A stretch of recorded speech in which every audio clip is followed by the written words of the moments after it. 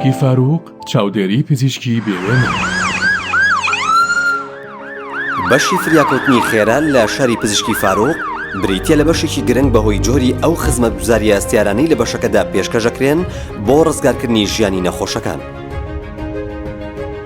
ئەو خزمەتگوزاریانەی لە بەشی فریاکەوتنی خێرا لە شاری پزیشکی فاروق بەردەستن بریتیە لە ژووری پۆلێنکردنی نەخۆش، ژووری بوشانەوەی نەخۆش، ژووری نەشتەرگەری بچووک، ژووری چاودێری پزیشکی، ژووری تایبەت بە تەندروستی مناڵان، ژووری پشکنینی نەخۆشیەکانی ژنان و منداڵبوون، خزمەتگوزاری ئۆتۆمبیلی فریاکەوتنی خێرا.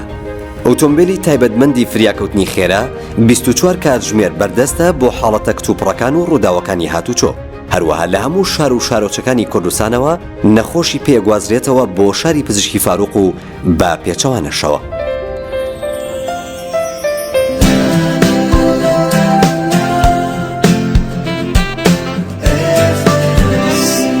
شاری پزیشکی فاروق چاودێری پزیشکی بێوێنە.